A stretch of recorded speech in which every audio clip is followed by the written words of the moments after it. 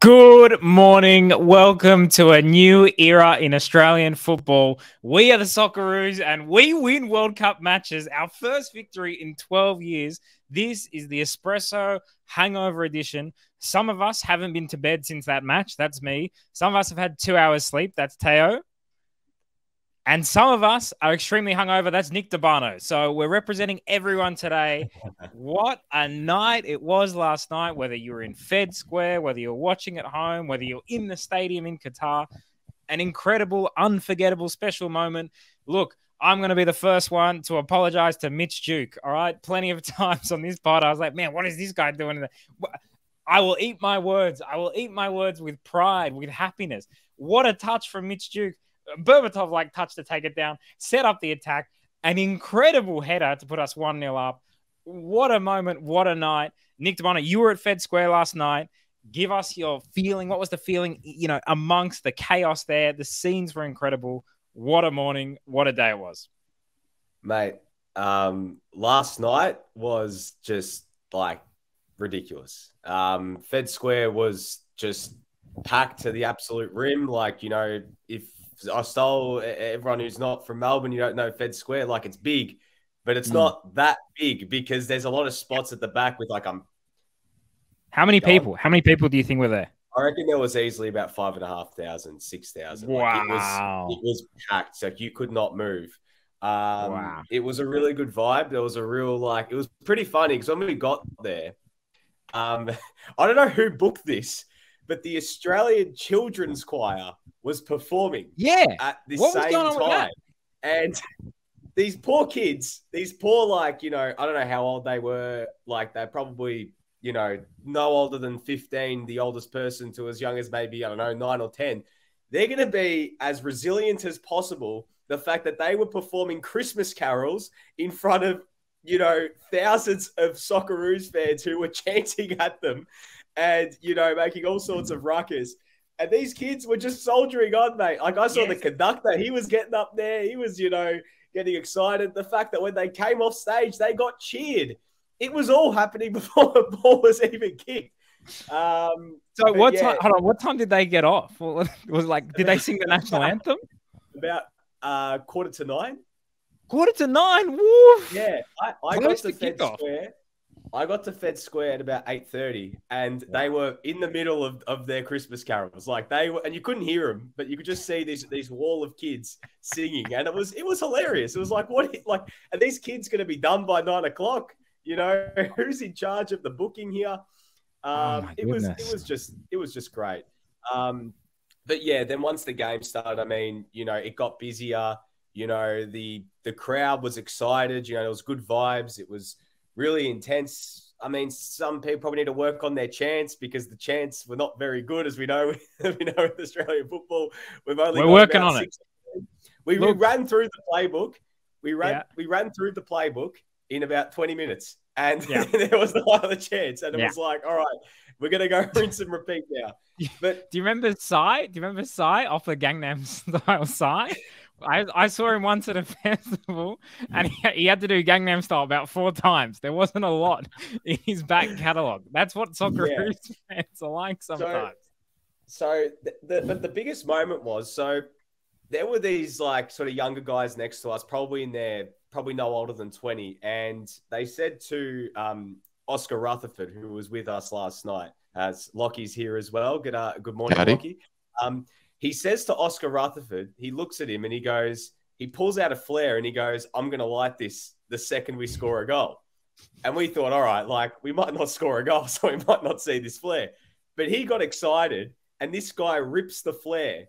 30 seconds later, as everyone's trying to clear out, we look Went up. the early crow. Yeah, there's a cross into the box and Mitch Duke scores. At the next minute, you have people, trying to clear the space for the flare, but you have people running in. It was like bedlam. Can I just say, great choreography, because on TV, what that looked like was that you'd created some kind of prayer circle around the flare, praying for where that flare a bit of was, divine intervention. Yeah, the flare was right there. We were right behind it. And we were like, oh my goodness, we're going to get crushed. But, it was great vibes. Everyone was excited, but as the second half went on, you know, like that nervous tension when you're all in a big pack, and then they kept coming, and like it actually got really quiet, and it was just this like hush of like, oh crap, like we're really up against it here. But but probably the one moment that scared me the most. Now, when Kai Rolls got falconed and Harry Sutar made that unbelievable challenge. Smashed when Kai Rolls got falconed, someone popped a balloon, but it sounded like a gunshot. So about 50 people behind me freaked out and started running. And I started running as we were all like, what's going on? We realized just someone maybe just popped the balloon out of frustration. I mean, you can't question Australian football fans' commitment to the Socceroos. The minute there's a tiny mistake, there's a war crime going on behind Nick. And we care. We care. I'm sick of these nonsense rolls. Someone's getting it. The thing was, right? The funniest part was like, afterwards, everyone's kind of looking at each other because Sutar's made this challenge. Everyone's like freaked out about the balloon, and people are freaked out because we're hanging on to this 1-0 lead. Everyone's looking at each other like, "You're right." Like, yeah, we're all right. Like, just 2 heart attacks in 50 seconds. But when the final whistle went, like, unbelievable. Amazing. You know, everyone was just hugging each other. Everyone was going nuts. You know, beer everywhere. It was proper great scenes. You know, flares going off, people chanting. I mean, every corner through the CBD yesterday someone was either wearing a Socceroos jersey or a Socceroos scarf. Everyone was excited. The vibe around the city was as good as you'll ever get. And I wasn't there. I haven't been there for any sort of Socceroos live sites. Wasn't there for the Asian Cup win. Nor was I old enough when we beat Uruguay to go to an event like that. As I probably would have gotten crushed. But, you know, that was an unbelievable... Were you invited to sing in the choir before the Uruguay? No, definitely not. But yeah, it was awesome. Like, it was a fun night. It was a fun Where night. does it rank in your experiences? Because, you know, you're on Ligon Street for when Italy won the Euros. Where does it rank in terms of, you know, I know you're an AFL fan as well. I'm sure something's happened in that sport once. Where does it rank in terms of your sport watching experiences as a fan? Because for me, it's right up there. It's right up there. Oh, for me, it's number one. I mean, I've been to. For me, no. Like, I've never been to Europe for a football game before either, so I can't compare it to that. So my experiences are only here. So I was saying to Lockie yesterday, I am lucky that I've like just in a complete, you know, self-indulgent sort of moment here. I have been lucky to see the Euros win last year and then have this and then have, you know, some really exciting, as a Collingwood supporter, a couple of really exciting games this year with some big moments. But that was like number unbelievable. one. Because with Italy, like, it was cool because it was like Ligon Street. We beat England, like we won the final. It was cool and everything. Ligon Street got taken over. It was amazing. But this was like everyone from every walk of life getting together. People who probably don't even, you know, really care about the sport, but were just excited for the nation. All getting together, all excited. Every corner, people were like, you know, going, "Come on, Socceroos." Went to the bar afterwards. Some people were asking, you know, "How was the game?" You know, "Wish we were there." Blah blah blah. It was awesome. Like, just from its complete, like, you know, that standpoint of everyone uniting and coming together in the city, you can't, you know, script a better sort of situation there. And even if we go out, even if we don't beat Denmark on, well, actually, we don't even have to beat Denmark. We just have to get a draw. But even if we lose against Denmark, we have that moment. So that was really that's cool. right. We got this memory. Go on. I think it was like not just the intensity of the emotion, but also the range of it. Like, thinking back to the Italy experience on Ligon Street, it was just like pure unbridled joy. And obviously there was a lot of that at Fed Square, but it was also mixed in with quite a lot of people who were experiencing genuine shock over what had happened. Like, I spent a not insignificant portion of the sort of post-match bumping into people who I hadn't seen in years that just happened to be at Fed Square for this one game, and just like walking over to them with, like, you know, my hands over my mouth in pure disbelief. There was tears, there was ecstasy, there was agony. It was the full spectrum in very high concentration, and it was very nice. That's Lockie Youngboy Flanagan. I don't even think I introduced you on the pod. And by the way, Josh Parrish has also joined us, I think, on about 1 hour's sleep. You said you were feeling like Prince Philip doing the overnights. Josh, how are you feeling this morning as a citizen of a World Cup winning nation? Well, we won one game. We didn't win the World Cup. I've got a little bit excited there. Whoa. We won one game. No stars above this crest. But yeah, coming off the 9 to 5 shift, just the other way around from the 9 to 5 most people work. I feel like absolute death, but you know, but reborn yes, a winner. Yes, indeed. You know, I woke up incredibly fatigued, but also just a sense of inner peace that I haven't felt in quite some time. Honestly, that was great. Like we can meme all we want about Arnie Ball and, you know, nobody believes in us and Aussie DNA and so forth, but it bloody worked. They just willed their way to an improbable victory last night, and I was on my feet pacing up. I was supposed to be cutting highlights, you know, so you're supposed to be working like as the game's going, and I couldn't do it for the last 20 minutes. I was too tense. I was pacing up and down, screaming at the TV. Like I was riding every kick, and it was just pure nuffery. And I really, really got behind this team for like in a genuine way for the first time. They made me proud in a long time. As someone said on Twitter, is this Jogo Anito? What a night it has been. That was Chris Alloy. What a line. Teo, give me your emotions, your reactions, your feeling this morning. Tell me how you're feeling. I mean, we're all happy that we won, but I was thinking back to something you said a couple of weeks ago before the World Cup started, Stoll. How good would it be if we were good? How good would it be if these moments were more than every 12 years? This is why the national curriculum exists. It's because we don't want this moment to be once every 12 years. Yeah. We want it to be multiple times per World Cup. We want it to be at Asian Cups. We want it to be more often. 100%. And there are going to be people out there taking a victory lap for Arnie, taking a victory lap for Mitch Duke, and they can do that. But at the end of the day, you know, we won with an open play XG of 0.36, right? So we know what we've gone above and beyond what the current method of approaching games and approaching the national team setup can get us. Because we're probably, I don't want to jinx it, but we're probably going to get out of this group now. Because Denmark were outplayed by Tunisia, and we arguably weren't. And they weren't great against France, and France didn't have to be great to beat them. So I think we can get a draw, absolutely. But that doesn't mean Arnie should get a contract extension. That doesn't mean all the Arnie fans get to go on some sort of eternal victory lap and have an open top bus parade through the middle of Sydney. I mean, we're allowed to still say our criticisms of this team, how we qualified pre-tournament, they're still valid. It's just that we know that even taking an approach that shouldn't be replicated, we can still get results. So imagine if we took a better approach to World Cups. Like, imagine if we took a better approach to the game.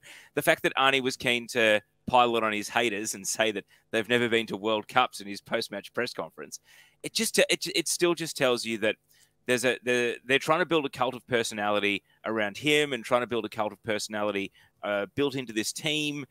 But you're a representative team. Fed Square shows that you represent the nation. You're not some backs-to-the-wall team that's in it for yourselves to spite the nation. You actually represent us. So please represent us. I nearly swore there. Please represent us. We're all proud. We all love winning, and we all appreciate what you've done. Graham Arnold, first Australian coach to win a game at a World Cup, qualified us for a World Cup. If he gets us out of the group, he'll match our best ever World Cup result. His legacy is secure, right? No one's going to take that away from him. Nobody doubts that Arnie loves the Socceroos. But it doesn't mean we can't go back to the Brian Clough. I want to win it better. I'm greedy. I want to win it better. 100%. And Lockie, I'll come to you in a moment, but let's go through some of the comments because the comments are coming in. Comment on YouTube. Tell me where you're watching. Tell me the feelings that you have, the emotions you have tomorrow. Antonis Pagonis says, Lionel Messi, Kylian Mbappe, Robert Lewandowski, Mitchell Duke, World Cup Player of the Match Award winners overnight. Life is a simulation. It's mental. It's actually like insane. I was listening to Spanish radio at one stage. Duque, gol de Duque, right? It's unbelievable. Mitch, that touch to set the attack. I've never seen Mitch Duke do a touch like that. I've been very critical of Mitch Duke's first touch, and that's one of the reasons that I've kind of thought, man, Mitch Duke, I apologize to you profusely. What a touch. What a header. What a moment. I'm so happy. And you know, I mean, you compared it to Borghetti Stoll, which is one of the greatest technical World Cup goals ever scored. Look, I'll be honest with you. As you all know on this pod, if you've listened to it before, I do tend to exaggerate. I do tend to get a little excited at times. I did compare it to Borghetti. It wasn't as good as Borghetti, but it was amazing. You know, the way he flicked it on to the far post actually was one of the best Socceroos headers that I can remember. I'm sure Timmy scored a few. And then his beautiful moment, him celebrating with the sign for his son in the crowd, but also like Duke's story in a way. Like, this guy was playing as a winger for the Wanderers when he first got to kind of the A-League in like 3-4 years ago. Well, I saw one stat, Stoll. He's only the second player from the J2 to ever score in the World Cup. And do you know who the other one was? The Japan player that scored against Tunisia in 2002. So in Japan, they think Tunisia is about a J3 standard team. Okay. No, so sorry, Devon. Just one second, Lockie. You've had your hand up a long time. Oh no, I was just going to add to what Teo said. He's also the only one of two active players at this World Cup to score in the World Cup despite not being in the top flight. So it's Mitch Duke in the J2 and it's Ronaldo unattached. He lives in rarefied air. That's it. Let's compare the two. Hey, Run the Memes has said Nick the Hangover. Nick, how you going? What do you want to say? I feel fine. You know, it was an exciting time last night. I think it's the high of winning World Cup games. It cures hangovers. Mate, I felt more excited from the fact, I think my headache this morning was more from the fact of sweating profusely in the middle of 5,000 people and, being, just running around and everything like that and jumping and everything. Probably just the excitement of that. I reckon I'm just exhausted. But what I was going to say, Teo, if there are two players that have scored from the Japanese second division, the challenge is out to players in NPL 1 if we don't get a national second division soon. Become the first Aussie. I am looking at you, Wade Decker. I am looking at you, Marcus Schroen. This is your moment. Nick, what you forget is we've got a 48-team World Cup coming up. The OFC will be in play. Tommy Semi for the Solomon Islands. He's going to do it.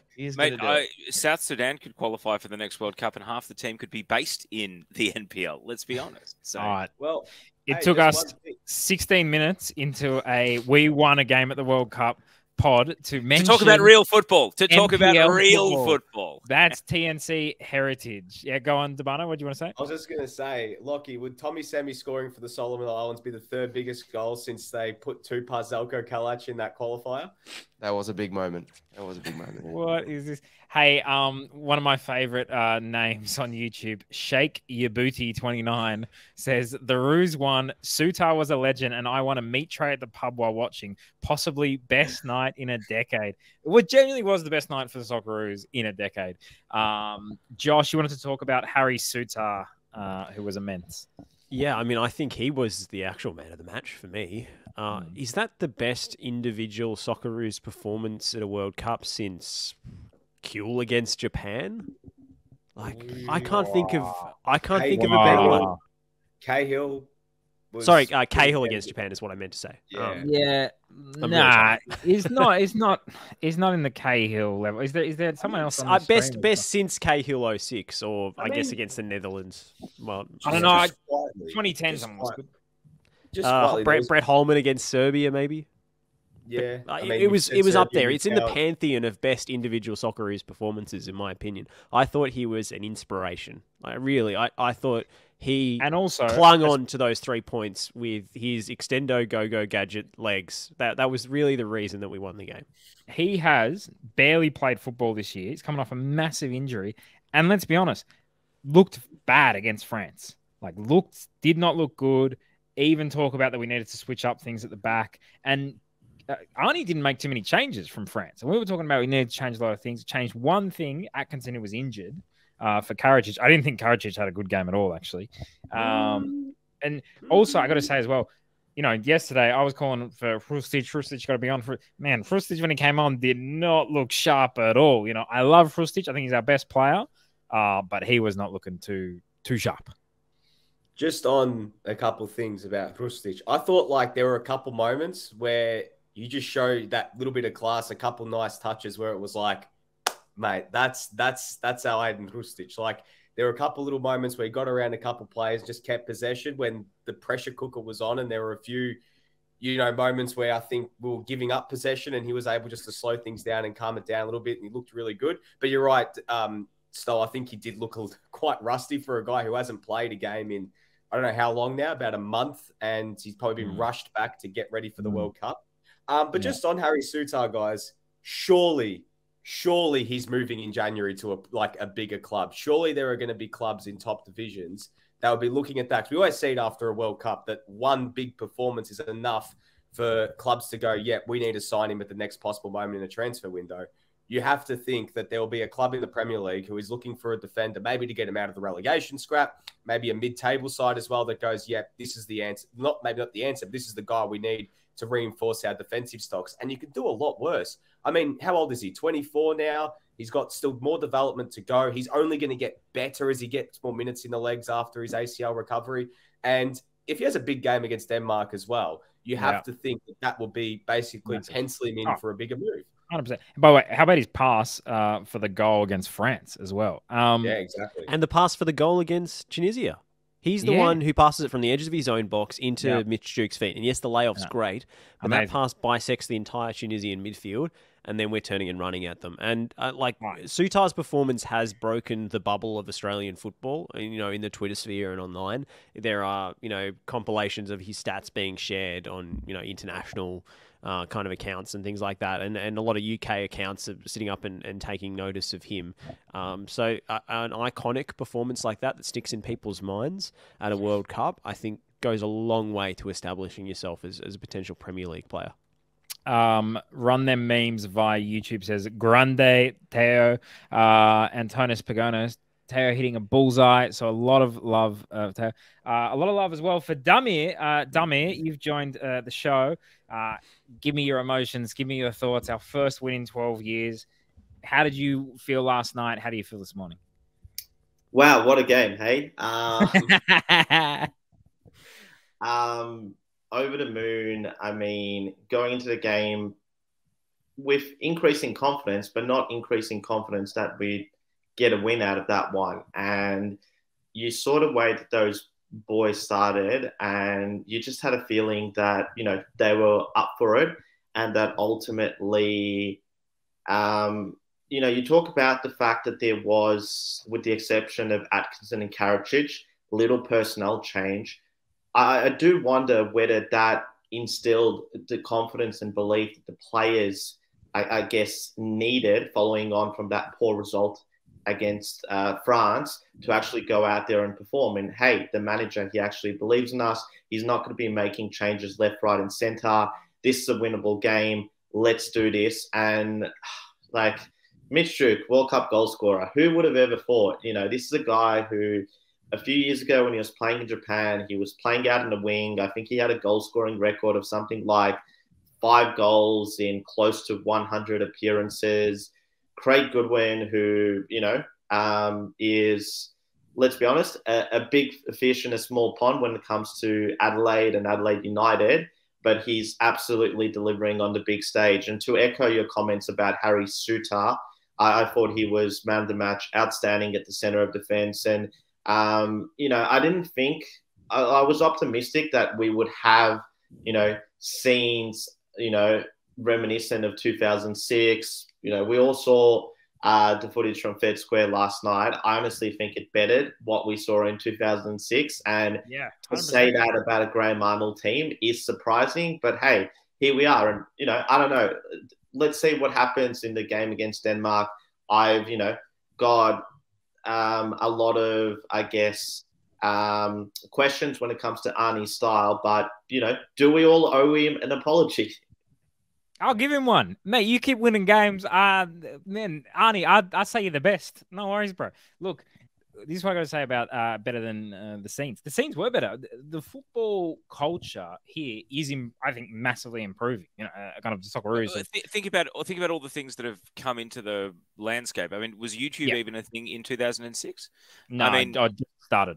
Yeah, all social media, things like COP90, the globalization of the game, I know it's such a well-worn cliche to say the game has so much untapped potential, but the FFA, now that they no longer have to administer the A-League, they'll be sitting back thinking, well, we've got next year's Asian Cup, then we've got 3 years until the next World Cup, which we should qualify for.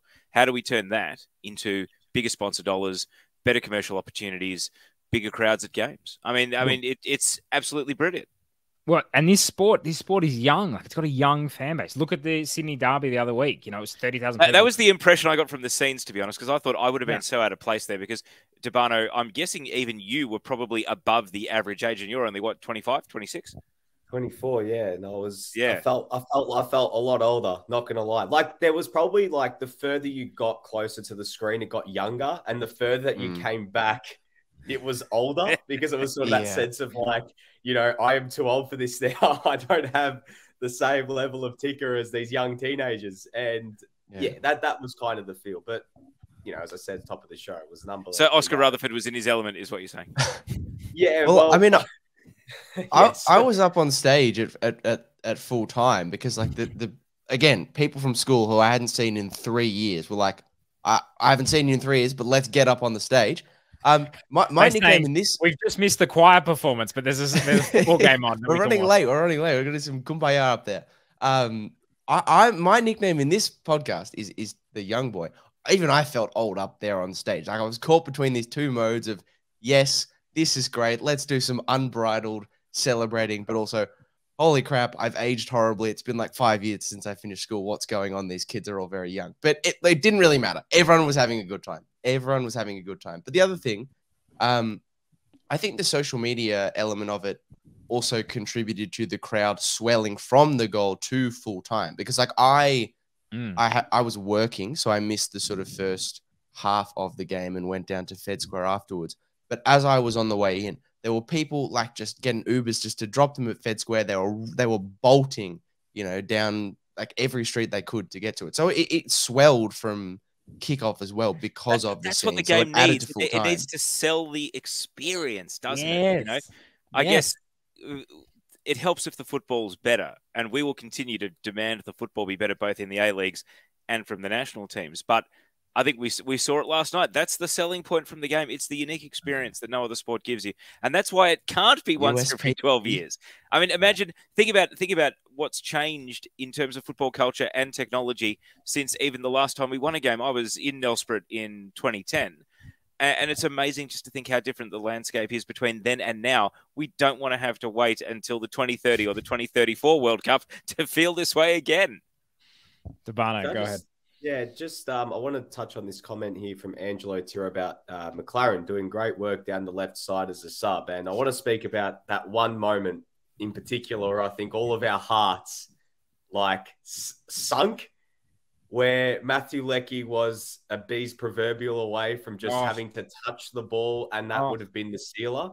The Melbourne City connection. Was it you who said on yesterday's pod, Nick, that it was the Melbourne City? We were going to see the Melbourne City front three, or was that Demir? I thought we're going to see them all, but that moment when McLaren got down the flank and you saw Leckie bolting in, it was like, this is it. And when he didn't get a touch, I thought, bloody hell. Like, I actually thought, without swearing here, like, F me, we are cursed here. Like, we're like, somehow, like, there's going to be some divine justice, and Tunisia is going to go back the other way and score a jammy goal. But I got to give Jay McLaren credit. I thought he was brilliant when he came on. He worked his absolute ass off. He got himself in good areas. I thought he was great. And one moment about a gag on this show about Jay McLaren, we were walking along Swanston Street yesterday, and someone yelled out at me going, "Come on, Jamie, let's go, Jay McLaren." And I was just like, TNC has made it. TNC has made it. It was great. Damir, go ahead. You guys know that we love speaking things into existence, but one of the things that I remember from the 2014 World Cup is all this great attacking play that Matthew Leckie did, running at defenders, beating defenders, putting balls into the area, creating goal-scoring opportunities without the end product, without, seeing the ball hit the back of the net. I think he's had a great tournament so far. It's his third World Cup. I think it's time. He's due. Hopefully he can do it against Denmark, but he is another player that just ran his socks off last night. And, in a game where you needed 11 watts. Oh, Dummy, you've... Microwave. You've been hit by the microwave. Can while we wait for Damir to come back, we were mentioning the Lecky chance, and I've got the audio here from Harry Kuehl in the background, just slightly off mic on the call. Shall we have a listen? Yeah, please. Wabi Kazri thought he was held over the top. He's onside too. Damien McLaren, he thrives in these situations. The centre's good! And a stretching effort by Matthew Lecky, couldn't make contact. Shout out, Harry. Shout out, Harry. Great call last night. To be fair to Harry, I think there are quite a few people who, in the moment that chance happened, discovered there were noises they did not realize they could make. I'll admit, my voice reached new pitches that I wasn't aware were unlockable for me. But that's the best thing about like these World Cup. And that actually, to me, that's the interesting thing about these young fans, because I am such a generation of that 2016. That 2016 meant so much to me. It was kind of the first qualification process that I really watched kind of, all the way through and then at the World Cup. And it was so special. And I find it weird when I meet like Australian football fans who really care about the Socceroos, but weren't there in 06. I'm like, what got you hooked? Like, it wasn't any of the teams afterwards. So it was just, I'm so happy that for this new generation that they have this moment, that, maybe they didn't have the Aloisi moment, but they've got the Mitch Duke moment. It's just such a special, special night. Geraldo, friend of the pod, says this morning here in the UK was an awesome birthday present. Still buzzing. Shout out Geraldo. Happy birthday. Happy birthday. Yeah, just an amazing, amazing game. I guess, is there anything else you guys want to talk about in terms of this specific game, Debano? Shout out to the good stuff Aaron Moy did. I got to say, there was some moments where it was like, this is what we know that he can do. There was some moments where he gave me a proverbial heart attack when, he was trying to, it was like, what are you doing? There's just some things, like just see the limitation, his physical limitations in those moments. But some of the plays he did, just calming things down, some of the passes. There was one little play on the edge of the box where he just knocked past the player and played this beautiful pass. And actually reminded me of the Aaron Moy that we saw years ago, like some of those plays where it was like, this is the old Aaron Moy right now. So credit to him. He put in a great shift. But other than that, just that's all I really want to touch on, I guess, from a Socceroos point of view in terms of an individual player. But I think shout out to Aaron Moy. I know on this podcast we have hammered him. We've said, he's probably shouldn't be in this starting lineup playing as a 6, but I thought he was brilliant last night. Geraldo also says, I go back to Iran 1997, remembering the sight of Arnie being crushed in his last attempt to qualify as a player. It is cool to see him now have this moment and achievement. Yeah, he never went as a player. He's gone a few times as an assistant coach, now as a coach. A special moment for him. One thing also I want to give credit to is Matt Ryan. Matt Ryan, made one save against France, copped 4, kind of, I don't know what his confidence would have been like that he got displaced at Copenhagen. There was a lot of calls to start Mitch Langerak and get him in the team. Very good last night. Made some crucial saves. Didn't pull off any spectacular saves, but came for crosses, was strong when he did that. And I think that's one of the games that kind of previously you've said, he's not great at coming for crosses. Great last night. When we need him to step up, he did, and absolutely was fantastic. And, they all were, in a way, these guys were always going to be heroes. I was always going to have a soft spot for these guys because they did speak out about the human rights thing and no other team did. And I always thought that was a strong thing to do. And you see all this armband nonsense and, I don't know, players melting like ice creams in the desert. But, this is a really amazing team. So a huge potential, huge chance against Denmark. How are you guys feeling about that game? Just before that, would you believe that Nagoya actually played Roma in a friendly last night and Mitch Langerak started and Christian Volpato came off the bench? Oh, wow. Update. So, how did they both go? I don't know, but all I know is that the planets aligned so that they both actually played yesterday almost at exactly the same time as the Socceroos. Love to know what their post-match was. So Langerak kept the clean sheet. Get him on the plane. Yeah, I don't know. I haven't heard much else. But yeah, 0-0. Oh, man. All right. Well, what do you guys think? We're playing Denmark in a couple of days. How do we approach it? You know, obviously a draw is going to be enough for us. But if you play for a draw, and we've seen a few, I saw Mexico today playing for a draw, and eventually they got done. For a while, it looked like they'd frustrated Argentina enough, and they got on. It's that feeling where you play for a draw, maybe you're going to lose. Play for a win, you might get a draw. How do you think that we do it? I'll come to you, Josh, first. Yeah, I hope we don't sit in the bunker for the whole game, because there was enough bunker sitting last night to give me a cardiac episode. So I hope we come out with that. That seems to be the formula for Australia, is come out early in the first 20 minutes and try and nab a goal. And I think we've got to do that against Denmark as well, as if we're going for the win. And then we can try and defend what we have later in the game. But that seems to be the period of the game where this team can do damage. So yeah, I hope we come out with high intensity, look for a goal, and then maybe we can try and defend that 1-0 lead. And if it goes to 1-1, it's not the end of the world. Yeah. Teo, do you think we adjust the lineup in any way? We almost have to, don't we? Because if Hrustic can play more minutes, we'd have to think about starting him. I don't think we're going to change the back four. Again, I don't think Atkinson will come back. You can't drop Goodwin after goals and assists, or goal and assist, but hopefully it will be goals and assists. You're not going to drop Does he Lecky. get the assist for that? It was a massive deflection. The second Argentina goal, Messi gets the assist for it. So if Messi gets an assist for that, surely Goodwin gets an assist for the for that ball in. I mean, are they going to persist with Moy for the full 90? I look through this team. I just don't see many players they could plausibly rotate out or drop other than McGree, to be honest. Well, actually, good point made by Geraldo, who's usually much more on top of these things than me. Draw won't be good enough if Tunisia beat an already locked in for first France. But yeah, you'd still think France is probably going to beat Tunisia, or at least get kind of a draw against them. However, that also is an added element to not play for the draw, because it might not be enough. Destiny is in our hands, which going into match day 3 of a World Cup, very rare. The last time with the order of the games, France don't get to pick their opponent, do they? Our group plays before Argentina's group, yeah? Because these are 2 a.m. games, and the Argentina games are 6 a.m. That's 6, yeah. Yes. Yeah, so they won't know. Like, they could win the group and end up with Argentina in second and get the booby prize, and we could finish second and play the Saudis or Poland. So, Debano, interesting question coming in via YouTube. Cameron asked, does Deganek come in for right back? Atkinson and Karancic have been convincing. You think Karancic stays?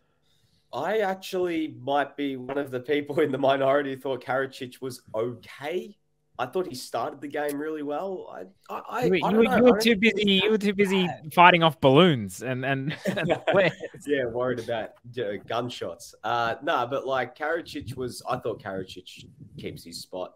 For me, I think, as you mentioned, Terry, Arnie needs to rotate the squad, because they have just played, especially the last game, a real taxing 90 minutes. They're going to back it up a few days later. Remember, they were playing a 1 p.m. kickoff over there in the searing heat. I don't care what air-conditioned stadiums there are. It is bloody hot in Doha. These players, unless Andrew Clark gets these guys in and there's some miraculous recoveries, there needs to be at least maybe 1 or 2 players that get rotated. But if we do make a change, it's not going to be Devlin for Moy. It's going to be back for Moy. No. So I think we may as well just play Moy and sub him off early.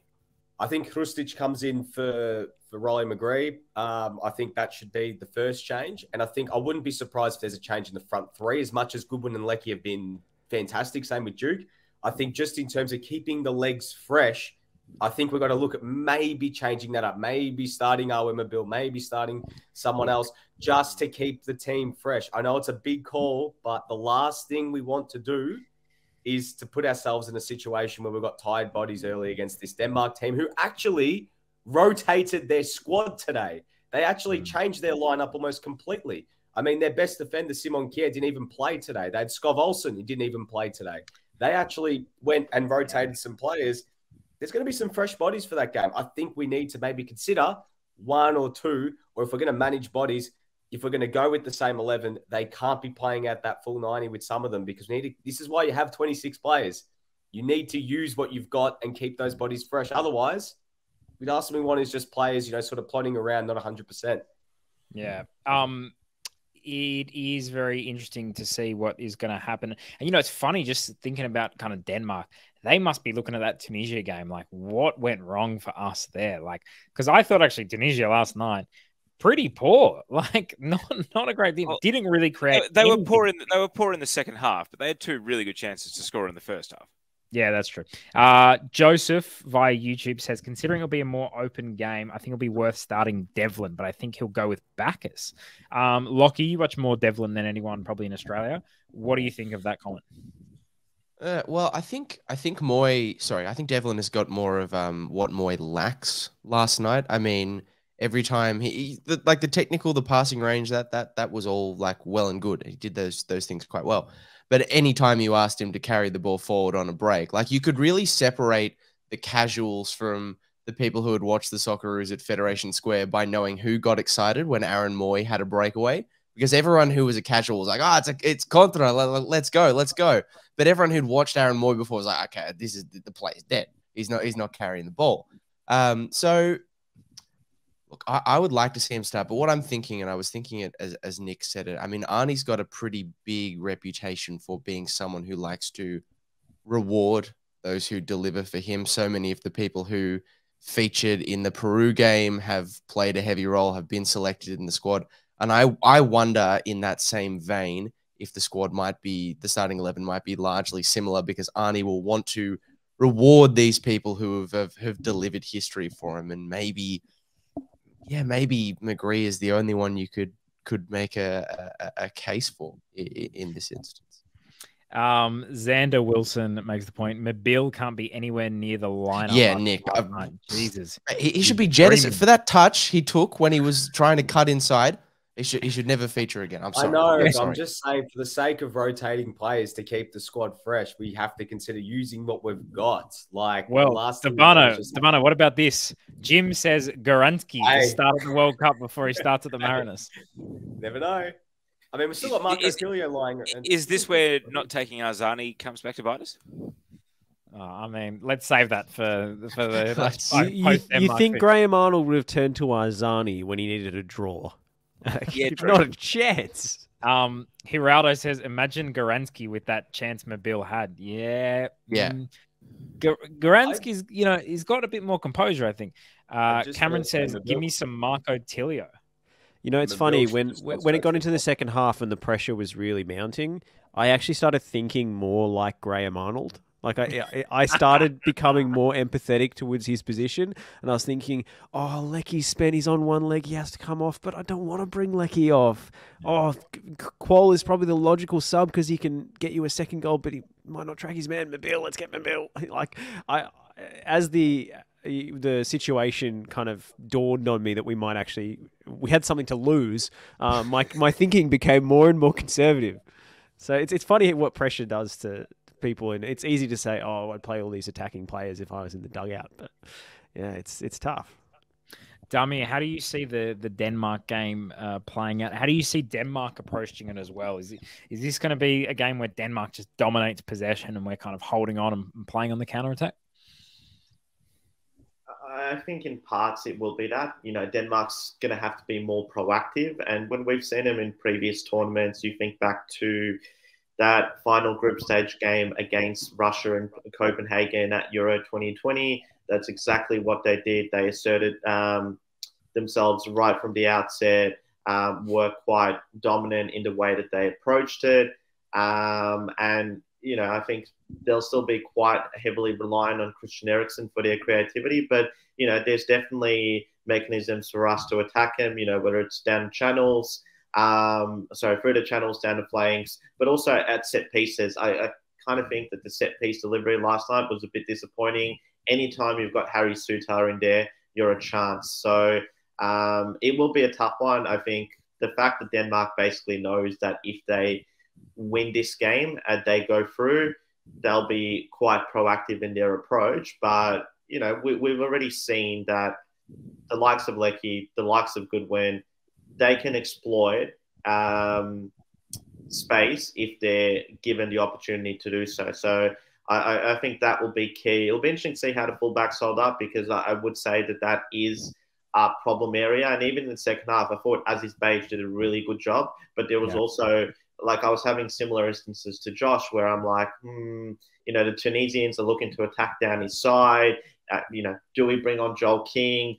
Will Joel King necessarily be, as sharp as Beige is when he is, in full form and fitness to, do well in those instances? But ultimately, like you guys said, I don't think there'll be any changes. If there is anyone to maybe pull out of the starting 11, it might be Riley McGree, but Arnie showed that he's got a lot of faith and confidence in that starting 11, and I think it's more likely than not that you'll see it rewarded with an unchanged 11.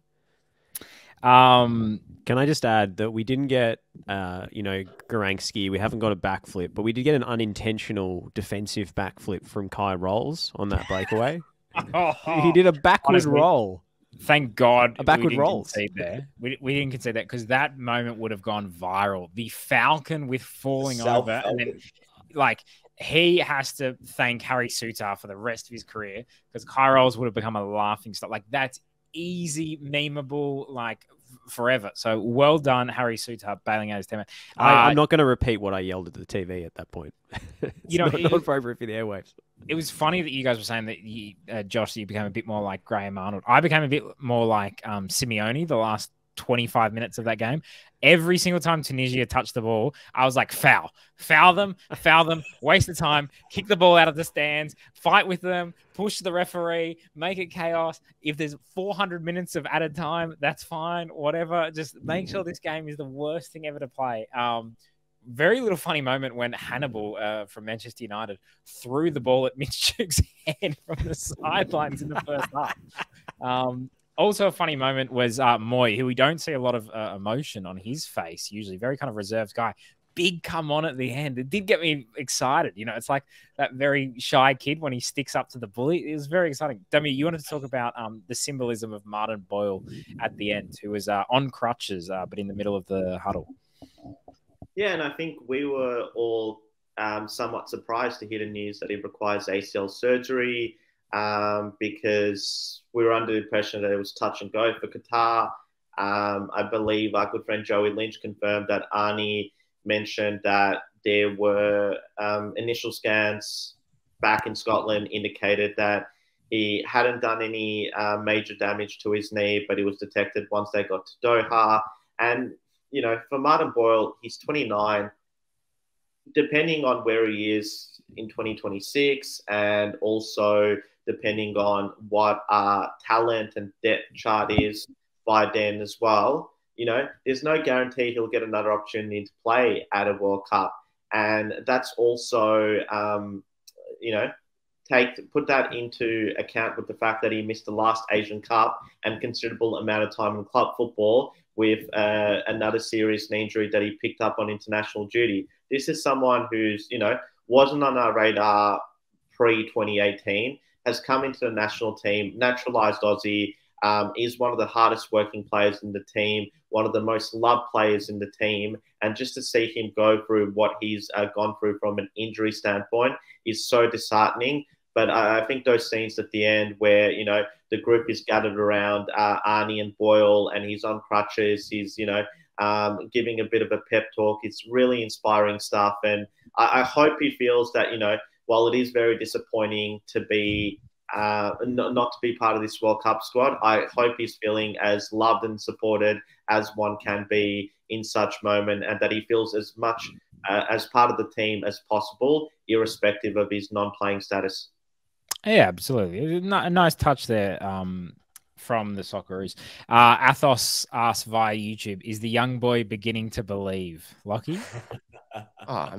Look, I had a little sip of the Kool-Aid last night. It was being passed around at Federation Square. It tasted better than I remembered. That's all. That's how I'm going to answer that question. No, Can I just say, having been in a group chat with Athos and Lockie for the past many years, Athos has been trying to get this reaction out of Lockie for years, trying to get Lockie to believe. Every time the Socceroos play, it's like a purpose roll-up of Lockie. Like, Lockie, you're beginning to believe yet. Come on, Socceroos.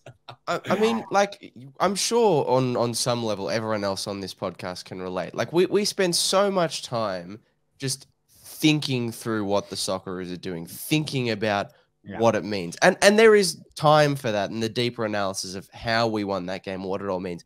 But God, it was just nice to sit there and actually just like feel a game and just feel joy for the Socceroos and have no significant thoughts during the game for a change.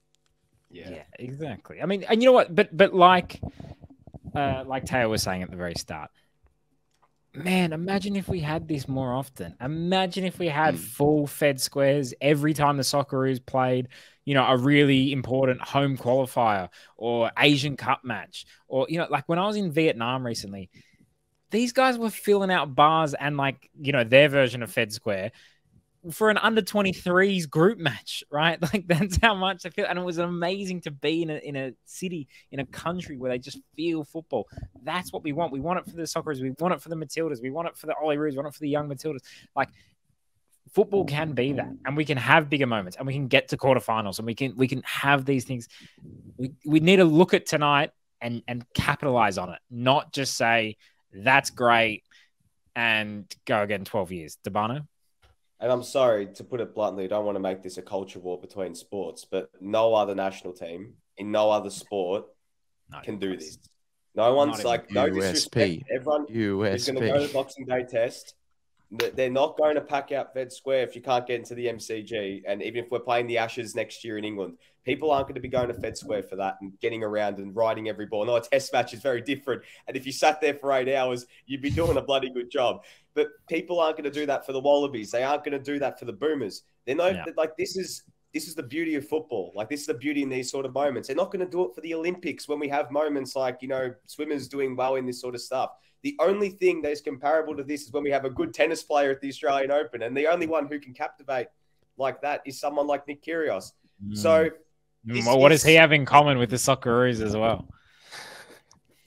I wanted to just on that. I wanted to put up this this tweet from Joey talking to Jackson Irvine after the match, and Joey had the good idea to bring out his phone and show Irvine the Fed Square cam. And Irvine said it. His first reaction was Jesus Christ. Then he said, "It's hard to even. I wish I was there as well. I wish I could do both.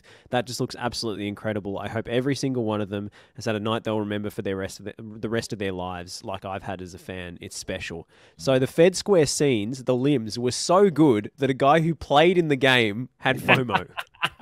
Well, and by the way, he was there in 2005. He was there as a young kid, and so that's kind of an amazing. And that's how you commune with your supporters.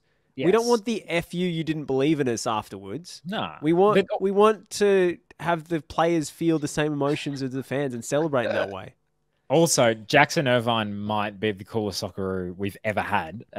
Just consistently doing things that makes him seem like, oh man, I'd love to be friends with Jackson Irvine. Lockie? Yeah, sorry, I mean, sorry, Nick, not just the Socceroos seeing the footage of what happened, but also I went through, like I'm sure we all did, went through my Twitter this morning, and I'm seeing Australian limbs, like, you know, good pure Victorian footballing limbs being posted by these massive accounts over in Europe, and somehow Australia is like the big swinging dick of fan culture all of a sudden. Like it's awesome. Other people are respecting us for this. Like who would have thought? Who would have thought? The big question, speaking of culture war, Nick, what do we reckon old Pirate's going to say about this one? Did we play with enough mongrel? He's going to claim credit. He's going to say Mitch Duke read Tommy Rodonicus's autobiography or something. Have a go, you mug. Have a go. I didn't read the article. I've only read people's social media responses to the article. I haven't actually engaged in any of the culture war because there's nothing more cringe than, while we love once every 4 year fans who come to Fed Square, there's nothing worse than once every 4 year mainstream media who think, oh, I'll have a little dabble in soccer now, won't I? And I'll nothing worse, honestly. I'll improve it instantly. That's what they always think. Oh, man, I can sort this out. I work for the ABC. How could I possibly be wrong? Hey, Debano, you made a good point about like no other national team can do this. And even actually this morning I was chatting with a rugby producer, and he was just looking at it in awe. Like he's like, yeah, there's no way our sport can do this. And you were talking about the Boomers, for example, and they had a bad loss in the Victorian election last night. So, it's an interesting one. Bill Gibbons via YouTube asks, I wonder if Christian Volpato regrets declining Arnold's offer to join this horror. He would be looking at it like thinking, it would have been pretty good to be a part of that. But not least because we talked about the age demographic of who was there in Fed Square. And Christian Volpato is firmly in that demographic. Hey, it's funny. You talk about like... Imagine all your mates, by the way, being at those live sites and bars and knowing that you could have been in the squad, but you said not in Lygon Street as well. Not in Lygon Street.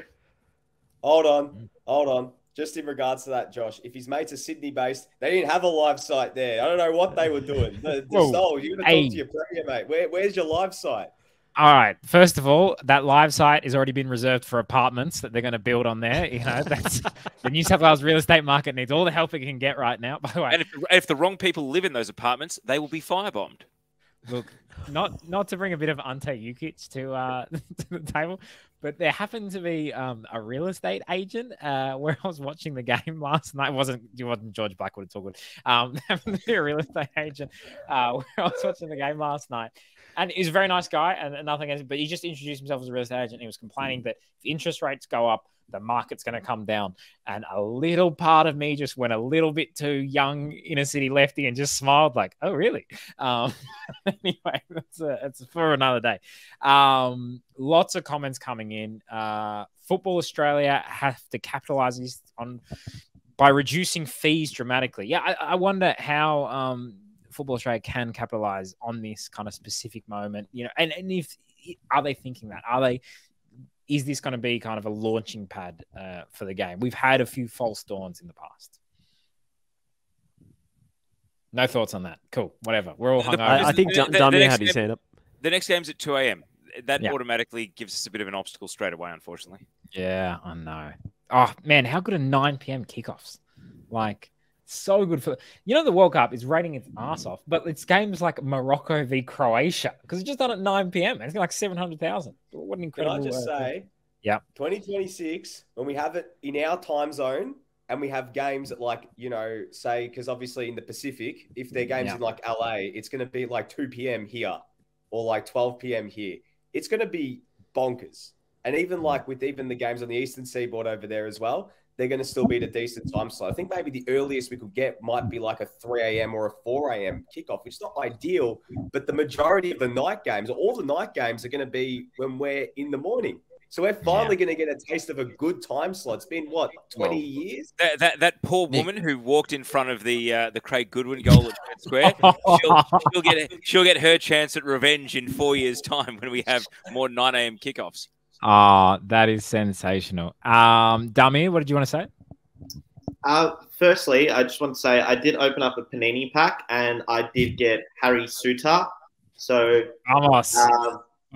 Great. Unfortunately, it's a duplicate, but if anyone wants a Harry Suter Panini sticker, just send me a DM. I've got trades. We need to discuss that on the post-show style because I'm down to my last 100. I only got 100 more to collect, but I just wanted to sort of supplement both Nick's points, both Debano and Stoll, in relation to the national team. And it's something that, was quite evident when we qualified for the World Cup in that shootout win against Peru. This is Australia's national team. It may not feel like it is based on, a lot of the mainstream media coverage that it gets in relation to it being a footnote. Stoll, you've talked about your experiences in Vietnam and how everyone packs out the bars to watch the under-23 team and how we don't see anything remotely like that, even for key World Cup qualifiers for the Socceroos. But, I think representation is always important.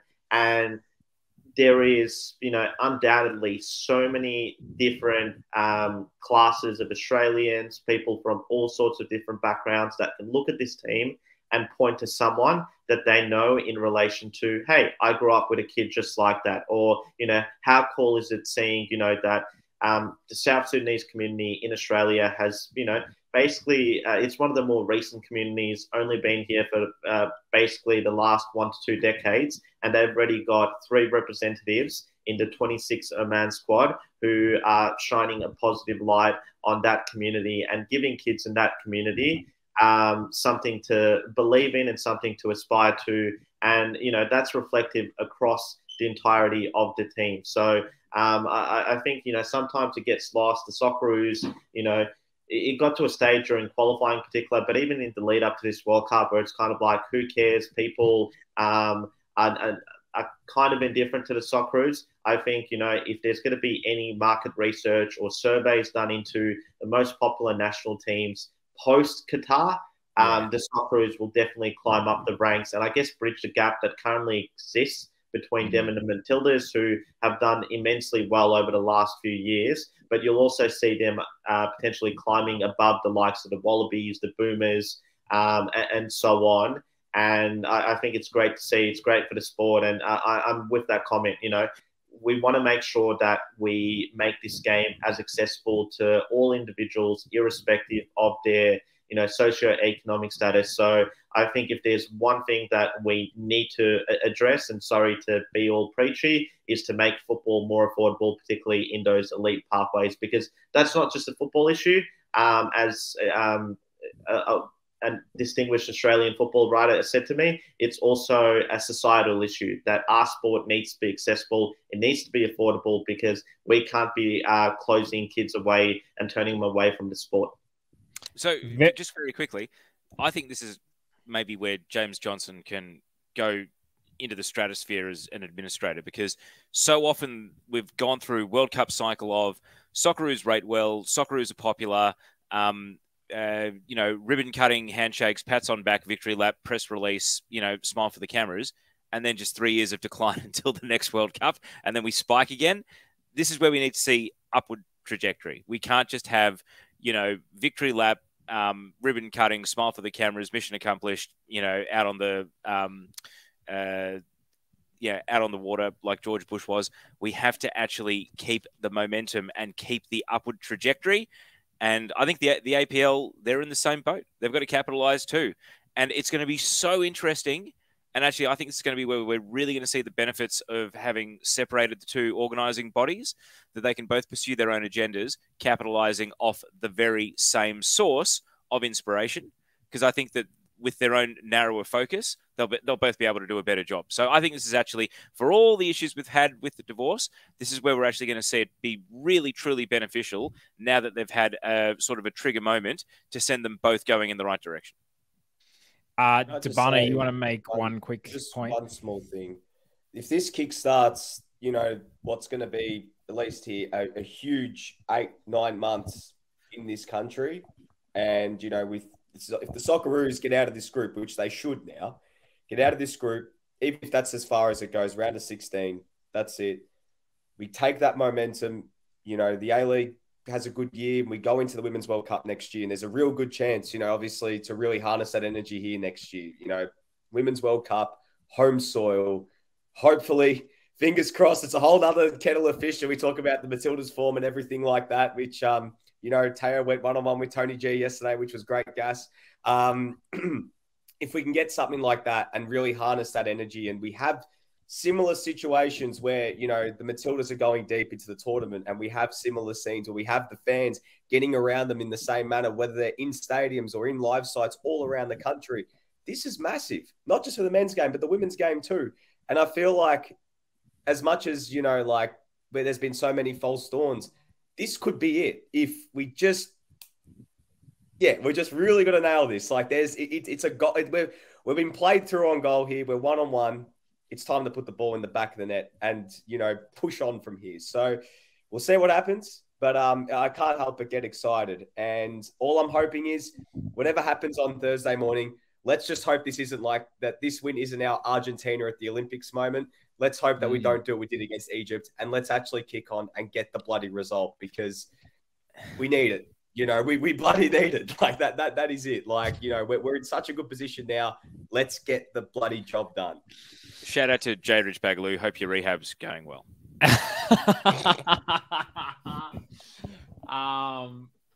Oh man, I'm tired. I have not slept since 5 p.m. yesterday. Can I just say you're faring far better than yesterday? I thought yesterday's pod was elite, and you were one of the reasons for it. So I genuinely do not remember even being on a podcast yesterday. I'm glad it was TNC. Oh, Look, yeah, go on. Before we go, if we're going to quickly touch on any other games, I've got to ask you, mate, your boy scoring this morning, you know, we're going to get on to Messi. Don't worry. Look, there's going to be, you think I'm going to have a microphone in my hand and when I'm going to talk about Lionel Messi. We'll get to Lionel Messi. No problems. But let me just say this. We haven't won for 12 years. But what happened roughly 15 months ago? What changed in Australian football? TNC was recreated. I know it was created earlier, but TNC was recreated in this new form. And we held the powers that be to account. And we've inspired a victory. And now we've got, you know, Lockie and Debano working for the A-League. Teo is the best caller in Australia. The no Sharon rule is now actually an official rule. Yes. Yes, it is. You've made Vince Regari a billionaire in this whole period. Which we've broken on this podcast and on Dubzone yesterday. Yeah. And one day those economics will trickle down onto this podcast and we'll all be rich too. That's what I mean. This podcast has been an amazing change. And I'm so glad to all the people that are commenting today and they've gone on this journey with us. It's been an incredible thing. So I think we can take our little bit of credit. God knows there'll be people taking credit who don't deserve it in the slightest. So let's get in on that. It's one of the funnest things you can do at a World Cup. Look, we'll wrap it up. But just before we go, did any of you guys see the Argentina match? I saw the goals. No, I watched more of Poland, Saudi, and Szczesny. That group is fascinating. And it makes no sense that Group C is playing at 6 a.m. and Group D is playing at 2 a.m. So we won't know who our opponent is if we do get through. But it's probably the best group in the tournament, I reckon. And Lewandowski gets the monkey off his back. Szczesny gets a great moment in a major tournament after essentially screwing Euro 2012 for Poland when they were the hosts. So, you know, I suspect that Argentina will probably beat Poland and Poland will go out, but at least they get a nice moment in this World Cup. I hope Szczesny had a celebratory dart after the game in the shower. I want to see episode 2 of Saudi Arabia All Access. Speech after the game, because I reckon if he was getting mad during the Argentina game, imagine how angry he would have been after that. And as I said, the best part about it is him yelling, and then the translator gives him a second serve on top of it. You know, it's great gas. But as you said, Teo, it'd feel being the translator in that moment, having to just deliver this spray on behalf of someone else. Well, who knows? Maybe he's saying this coach has no idea. Ignore what this French coach says. I want you to push up. It was also don't listen to him. You're all great. It was very A-League because the Saudis had 64% possession. And actually a better XG as well. Can I just say on that translator, people think he was a translator. He was actually part of a delegation of former captains that was sent in to fix the Saudis at halftime. So great work, Saudi Arabia there. Akib Mansour, first time ever loving it. I presume you are referring to watching the show, not just generally in life. You might be doing I'm hearing we should do more 10 a.m. shows. That's probably the answer. Angelo says McGree versus Messi. It's going to happen. Amazing if we get that in the second round. But, we're going to get there first. How would you feel Australia coming up against Argentina in the round of 16? It's like your chance for last dance, Messi, versus the Socceroos potentially ending the last dance. Well, it's not a win-win if Australia gets knocked out, but injure Messi for the rest of the tournament in doing so. Yeah, I'll be pretty annoyed. Look, I'll be honest with you. Anyone injures Messi, I might have been going full Simeone against Tunisia, been like, just foul him, just hack him, whatever, bring him down. Don't touch Messi, okay? Be foul him gently. Who was the Colombian player that fouled Neymar in 2014? Zuniga, no? Yeah, who's gonna do that? Like, we're gonna lose, but you know, we leave a legacy. Just two things on the Argentina game, Stoll. You've seen the footage of Pablo Aimar on the bench, but have you also seen the overhead shot of just Messi getting out his protractor and measuring the impossible angle for the goal? All right, I've seen every angle of that game.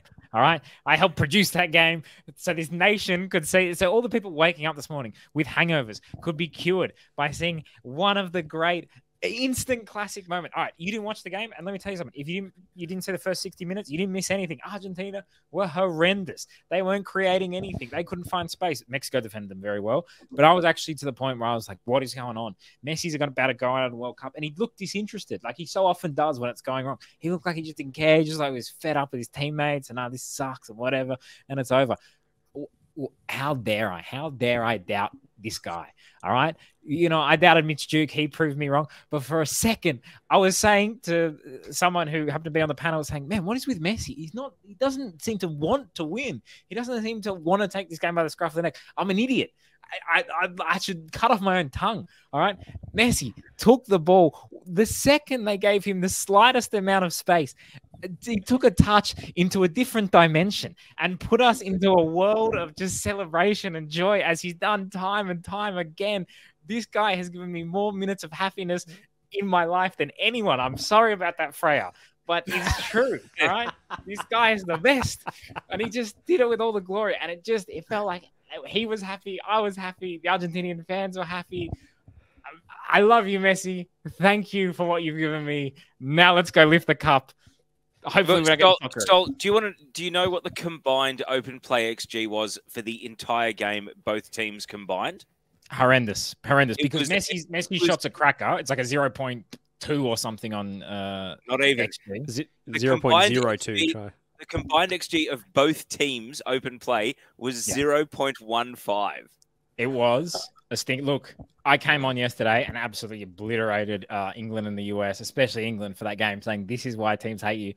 And I was cheering on Argentina for doing essentially a similar performance, just with a couple of better shooters from the edge of the box. Look, what I'd say is if you're going to go watch the full replay, don't save yourself the trouble. This is a mini match, maybe a kind of 9-minute highlights. Yeah.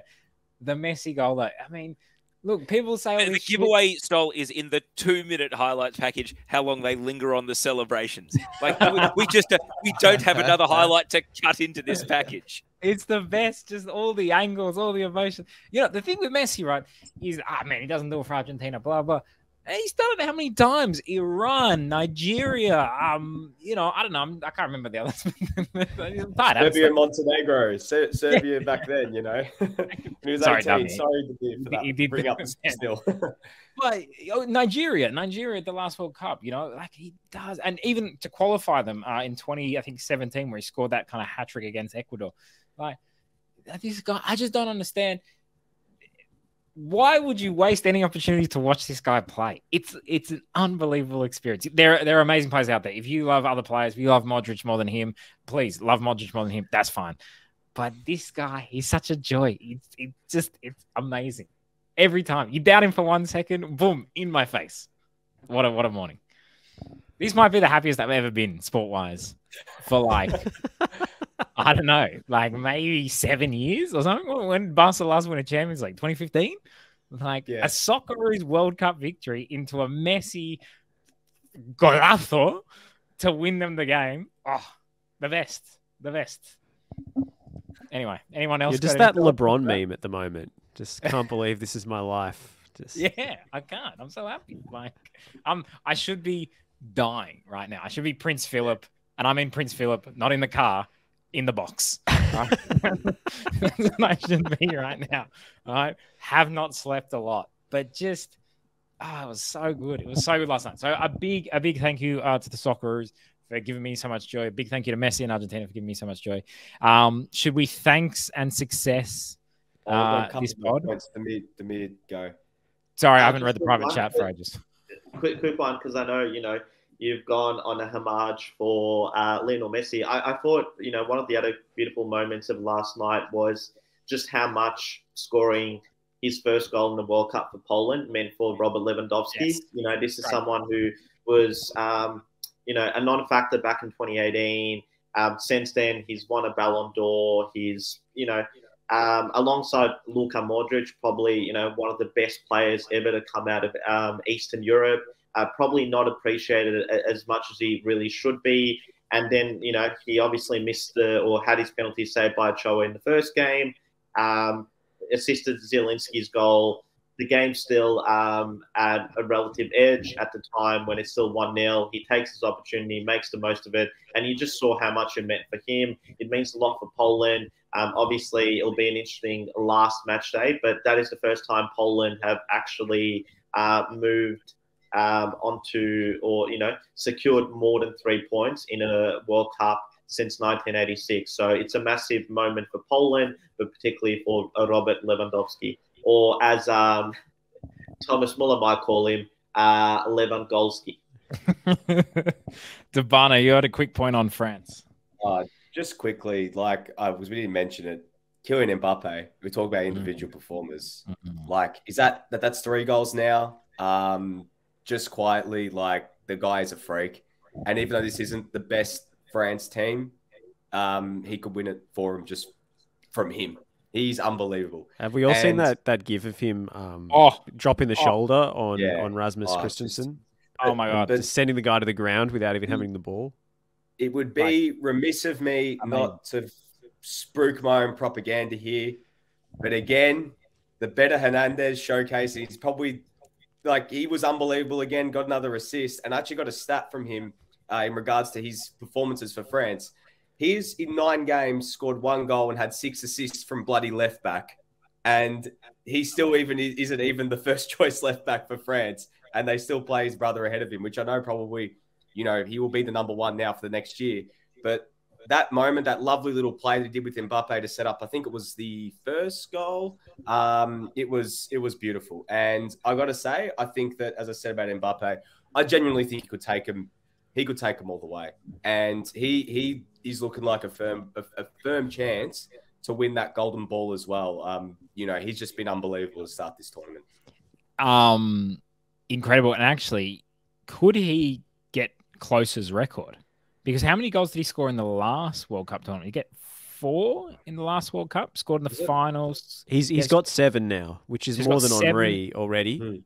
And he's 22 years old? The only player to have scored seven World Cup goals. The only player to have scored 7 World Cup goals at his age is Pele. Yeah. So this guy, good chance to get the all-time record. Yep. Which is pretty impressive given he's only the 3rd best player on his club team. Should we do some quick predictions for tonight? Who's playing? Who cares? That's a great question. Mate, there's a bloody good Spain, Germany tonight. Geez. True. Oh my God. I can't keep doing this. Have you seen the Croatian newspaper cover with Have you seen the Croatian newspaper cover with John Herdman? Yes, and I think Herdman's comments were unwise, because if there's anything you don't want to do, particularly at a major tournament, is take Croatia lightly. So if you want my prediction for that game, I think Croatia will fuck Canada 3-1. What did you just say? Demir dropping the magic. That's geez, between an Australia clean sheet and Demir swearing live on air, I would have said the clean sheet every time. That was like killing Bambi. Well, it's in reference to Herdman's comments, because Herdman came out very bizarrely after the Belgium game, and he said that we're going to go out and I've put the tweet in the photo in our chat if anyone wants to pull it up for the viewers. But I've got it here. I'm quick on it. Let's see it. All right. If you listen to the podcast, this is why you got to watch the YouTube.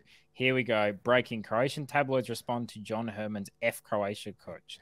You have the mouth, but do you have the balls as well? Whoa, that's a hell of a Photoshop. There we go. World Cup, it's good to see how the international media works. All right, let's do some predictions for tonight before we say thanks and success. All right, first game, the 9 p.m. kickoff. Cameroon, Serbia. Give me a quick prediction. Tomorrow, mate. It's Japan, Costa Rica. All right, whatever. Not like I work for the broadcaster that's putting it out there. Japan, Costa Rica. 8:30 is when coverage starts. I do know that. Japan, Costa Rica. Josh, go. Give me a Japan 2-0 win. Teo. Japan 1-0. Damir. Japan 2-0. Lockie. Japan 1-0. Nick.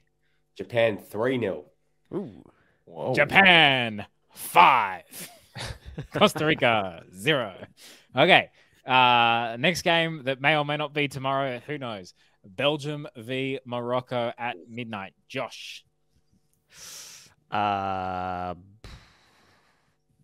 Belgium 1, Morocco 1. Oof. All right, Teo. Morocco 1-0. Ooh, I love it. I love it. Dummy. 1-1. Oh, yes. Lucky. 2-1 Morocco. Oh, I think we're getting too hyped. Nick DeMar. Wow, I thought I was doing something. I really thought I was doing something. Belgium, 5-0 Morocco. Belgium are washed. They're washed. 1-1 Belgium, Jamie late equaliser, just in typical Belgian standards. Is this the Shisha versus Waffles derby?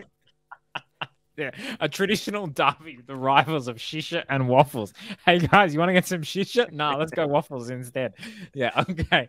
My prediction is Belgium 1-0. I hate Belgium. The worst golden generation I've ever seen in my life. They literally just suck and somehow score anyway. They're the most frustrating team. Yeah, sorry. I know. We cannot wait for that massive party on TNC when Belgium gets knocked out. Croatia, Canada. Who will F who? Josh.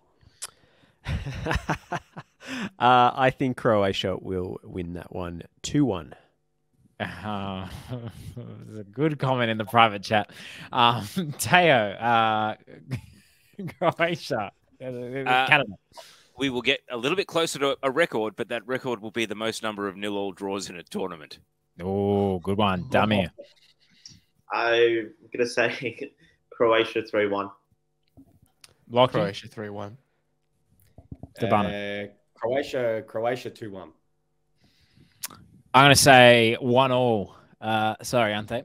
All right. Spain, Germany, probably the marquee fixture of the group stage. Probably the one that we kind of looked, the two biggest heavyweights. Germany pretty much is going to need to win it. As long as Japan beats Costa Rica, which I think we're all confident they will. That will mean that Germany will need to win the match. Spain can qualify if they win. Huge game. So tune into that 5:30 coverage. Pre-show will be good. Josh. Spain 3, Germany 2. Wow. Teo. Auf Wiedersehen, Spain 3, Germany 0. Oh. Hey, don't be called Han. As South Africa proved in 1999, don't be called Hansi at a World Cup. Yes, a cricket reference. I understand. Good job. Let's see which keeper drops the World Cup. Dummy. Your prediction. Germany weren't too bad in their 2-1 defeat to Japan, and with the added pressure of needing something from this game, I'm going to say 2-2. Ooh. Lockie. 3-2 Spain. Tabana. Spain 1-0 in the classic fashion of every time these two teams played a major tournament. Spain win with a late goal. And it's going to be in pure football heritage, like in the Euro 2008 final. It will be a Torres that scores the winner. Well,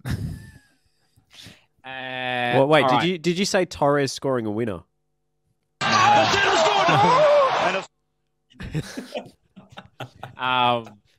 think Spain is going to win this. I do think the 7-0 kind of made everyone flip out a bit. I'm going to say... if Costa Rica come out and beat Japan, everyone's going to flip out even more. Could you imagine? That's true. Yeah, man, can I just say, Luis Enrique has been giving out some of the best quotes of all time from a World Cup coach. And that includes when Maradona was coaching at the World Cup and was just saying the most insane shit ever. The one about the baby celebration was incredible. I think maybe we got an insight into why Trent Sainsbury didn't make the World Cup squad. So anyone who missed it. Trent Sainsbury was at the game. Sainsbury was at the game, and the Stats Perform team asked him for a Vox Pop afterwards because they were interviewing fans, and he said no. Oh, but did they know it was him? Yeah, they knew it. Oh, okay, all right. They were like, "Oh, Trent, you wanted to say something about the win?" And I can understand why he wouldn't want to do that because, Stefan Mork also was at the game. I saw on Twitter, which is cool. Good for these players going to the game. Luis Enrique saying that he would substitute Ferran Torres, who is dating his daughter, if he did the new baby celebration. Was sensational. Also asked on Twitch, does he mind his players having sex before the game? And he says, as long as they're not having an orgy the night before, I think it's fine. I think it's all normal. Just gold from a guy who lived in Noosa for a year. Well, all right, this is a situation. Ferran Torres scores, but he has one yellow card this tournament. Does he just go to save his skin and knows he could get suspended? He just scores and does this and looks like, get off, mate, you're off. Get off, and he saves himself from suspension. I mean, genuinely, what a way for Luis Enrique to find out that news. Couple of predictions coming in from the chat. Joseph says 1-0. Morata on the most scrappy, disgusting, and horrific goal you'll ever see. Angelo says Germany 1-0. Dodgy VAR. So it's gonna be a very, very interesting game. Look, let's get away any final plugs. Everyone is basically working in the game at the moment. Everyone's working across many things. Plug away, Josh. Well, this is the thing I usually plug. I went on SEN the other day. If you want to listen to that, that's on my Twitter. And I did a fan video that I edited last night. I thought it was really entertaining. So if you search for Socceroos fans dare to dream and look at the videos tab on Google, you can see all the places that's been published. Beautiful. Josh, can I ask you, was there any AFL related questions in the SEN interview? Did they ask you if this would be bigger than, I don't know, Leo Barry's mark? It was SEN Sydney, so no. Oh, but how do you rate Mitch Duke's attack on the footy, Josh? That's what we need to know. Hey, I actually went into bat for Mitch Duke. I know I had to pop at him in our World Cup preview, but if you listen to my SEN spot, I said he's the best choice up front for this game against Tunisia because of his ability to attack crosses and head the ball. And his 1%ers. That's the main reason. Did Harry Sutar channel the spirit of Heath Shaw and smother, like the last-ditch tackle, basically? For the he snuck up on him like a librarian, Nick. SEN Sydney, they'd be much more likely to go, full pirate and reference Tommy Raudonikis and say Graham Arnold yelled sheepdog. You know what? I don't even know who Tommy Raudonikis is. I work for Channel 9. Didn't he play for South Melbourne in the NPL or something? I don't know. Look, I don't know, but he's got a good name. Teo, plugs? Yes, tonight's a quintuple header started at 7 p.m. with Perth Glory versus Adelaide United. Myself and Grace Gill in the A-League Women's live on 10 Play. Beautiful. Watch that, and then you can get the nice 9 p.m. kickoff. You can watch football basically from 7 p.m. until 8 a.m. Yeah, amazing. Damir, you want to plug anything? You want to get some trades away via the So I wanted to plug my Panini World Cup sticker album. I'm down to 95. As you can see with the Socceroos team, if anyone's got Craig Goodwin or Adam Taggart, Sad Reacts, feel free to DM me. Or trying to think which of the big name players I don't have. I don't have Sadio Mane. Neither does Senegal. What about this guy, Dylan Brown from Tunisia? What a loser, my friend. I don't have Timothy Weah.